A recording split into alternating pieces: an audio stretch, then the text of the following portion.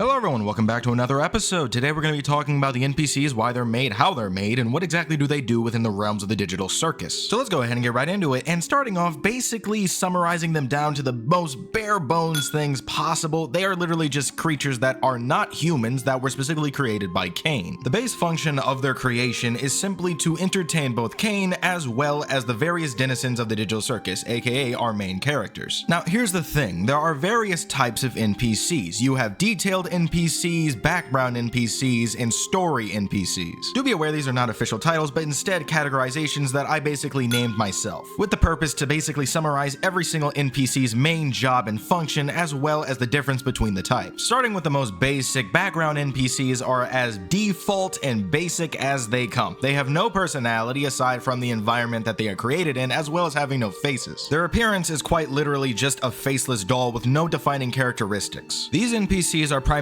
made in order to basically fill in an area. They are made in bulk. They are quite literally gigantic numbers of useless beings that serve no purpose aside from filling in a space. It's like those villagers in Minecraft that don't actually have any actual job and can't trade anything. They're worthless, but they make the village feel like a village. Now, it should be noted that these NPCs do in fact have some level of personality, but unlike the other NPCs that actually have a story as well as a character trope, it isn't really based off of anything like that. Instead, they're entirely based around their environment. If the situation or context that you're currently in means that they're supposed to be angry or embarrassed, then they will be. Catch them in a bathtub when you're not actually supposed to see them, then they are basically going to be upset. If they're in a situation where they're supposed to be cheering for you, then they will cheer. Now, as with all NPCs, they also possess innate dialogue depending on the situation, and another thing that should be noted is that all of this is based on what we have currently seen. It's quite possible that a lot of these NPCs are far more complex than I'm giving them credit for, but considering that we only have 2 episodes worth of information, I'm going to basically be working with what I can. So do take everything that I say with a grain of salt. So background NPCs are undetailed, underdeveloped, simple NPCs that are entirely built in order to fill up a room. They are basically bottom of the barrel NPCs that are entirely there just to make the situation feel more quote-unquote real. Moving on to the more important ones, we have detailed NPCs, and these guys have actual character models. They have unique designs as well as characteristics, and it makes them entirely unique. The only thing that differentiates them from actual story-based NPCs is that they are not required for the main protagonist to actually interact with. Technically speaking, detailed NPCs can be completely skipped if an adventure goes without a hitch. A good example of this would be the fudge monster that we see in episode 2. If they were never knocked into the chocolate river, basically, they would have never actually interacted with that individual, and that goes for pretty much all detailed NPCs. They are not really required, but they're still there regardless. Unlike background NPCs, they are not entirely worthless and can actually assist the protagonist of the digital circus if they actually want to. Basically, they have entire characteristics as well as backstories, actually making them rather complicated in comparison to the previous NPCs. Detailed NPCs are intelligent and can in fact come to various conclusions. They can also be bargained with as well as just flat out worked with. Due to the sheer variety that detailed NPCs possess, you could pretty much think of anything in terms of what they could look like and how they will behave. Now the final NPC, and also the most important NPC, would be the story-based NPCs. These guys are the guys who pretty much give you every single quest, and they are absolutely necessary in order for these adventures to take place. A good example of this would be the Candy Queen as well as Gummy Goo, as they are completely integral to the story in terms of the adventure that Cain sent them on in episode 2. Now, as you can imagine, story-based NPCs are just like detailed NPCs in the fact that they possess their own character models as well as their own unique memories as well as backstory. These NPCs will pretty much serve as the quest giver and or antagonist, and as I said before, their entire role is to be integral within the story of the adventure. They are quite literally the NPCs that you cannot do without, and that is the main thing that separates them from detailed NPCs. Now, with all the major categories of NPCs out of the way, let's actually go into the detail in terms of where they come from, why they're made, and exactly what happens in terms of their mechanics. Now, as I said before, they are made by Cain in order to entertain him as well as the main protagonist of the digital circus, aka the main characters. Basically, their entire creation is to give the people who come into the digital circus something to do and people to interact with to ensure that they do not go insane. Something that is a really big deal in terms of the digital circus, as I mentioned in my abstraction video, which card will be right there if you want to check it out for yourself. But self-promotion aside, that is by all means their main purpose. They are self-made by Cain in order to basically give the people here in the digital circus something to do. However, here's the main issue. Cain ended up giving a good chunk of them the ability to think, because apparently Cain is a full-on character AI fan and just couldn't resist the idea of giving his NPCs the ability to flat out have an existential crisis. However, it should be noted that this is a somewhat new thing, at least it possibly is, considering that he flat out admitted that it's partially a result of him messing around with the AI as of recently. However, regardless of his intentions, one thing remains remains clear, and it's the fact that it seemingly is the case that story-based NPCs, as well as detailed, all possess the ability to think. Not only are they self-aware, but they are fully capable of having independent thought, meaning if confronted with the fact that they're an NPC, they actually can flat out dwell and understand what that means. They have the ability of developing nihilism and existential crises. To put it bluntly, the design is very human, which kind of results in a lot of things that many would consider very bad morally, and the fact that these creatures are entirely made in order to fit whatever kind of niche they were made for. A good example of this would be the fact that these NPCs completely possess memories that are completely false, characters that literally do not exist on the map and they can never actually interact with. A perfect example of this would be Gummigoo's mother, who he does have memories of, but upon actual reflection he cannot remember her face because she doesn't actually exist. Same goes for his village, as the location as well as everyone in it does not exist either. His entire purpose was to create a full-on car chase, and that was basically it, and as such Kane did not give him any additional information or data that he needed. So yeah, that's definitely messed up in every conceivable way. However, it goes even deeper than this. Every major NPC that Kane ends up producing also possesses a double that seems to be under the map. They take on the form of plastic replicas and have no life in them whatsoever, and I'm assuming that he keeps them like this specifically in order to basically store them. To be honest, I'm not entirely sure, as the fact of the matter is that we haven't really been given too much information in terms of how this AI double thing basically works. Is it possible to destroy these replicas, thus resulting in the NPC's death? The fact of the matter is that we don't entirely know, so I'm gonna have to speculate on this a little bit. First of all, it only seems that unique NPCs actually get this plastic treatment, and I know some of you are probably gonna be pointing at those regular NPCs, but notice that there's only 3. When we were originally introduced to the Candy King, one of the very first things that we're introduced to was a large crowd of NPCs. However, only a small amount of them actually ended up talking. I believe that in order for them to have dialogue and basically interact with other creatures, they require this plastic treatment, with the basic background NPC instead being a copy and paste, while these guys have very unique AI in order for them to basically be useful. So from what I'm gathering here, it seems that this is done for them to have better fine-tuning, so to speak. So theoretically speaking, every single NPC that has a unique form of behavior must have some kind of plastic replica that is under the map in storage. Another thing that I thought I should mention is the fact that only characters within his world were being shown in terms of plastic replicas. Taking that into consideration, we can assume that either this place isn't just massively big and they were basically just transported to the location directly below the map, or that only specific maps load at one specific time. However, as of right now, we have no idea which is actually true, so I'm going to basically just leave that one up to you. However, one little nugget that I will leave you with in terms of that idea is that the fudge monsters seem to be able to get into the Candy Kingdom right as soon as they left, so I'm going to assume that the maps stay generated. And lastly, just to end this video off, it should be noted that NPCs can never become members of the digital circus because Kane really does not like mixing the humans and the NPCs at all. Apparently when Kane mixes up the two, things go really bad, and basically something bad did happen in the past, but we don't exactly know what that is. But that's all I got for this episode. This video definitely lasted way longer than I intended it to be, but overall I had a pretty good time making it. Thanks to my patrons as always: Chrysor, Cap G, Jack, Max Schubert, Trial Unicorn, Christopher Robinson, Red Skeleton, and the Mnemonic Sailor. Thank you all so much for watching, and as always, I will see you in the next video.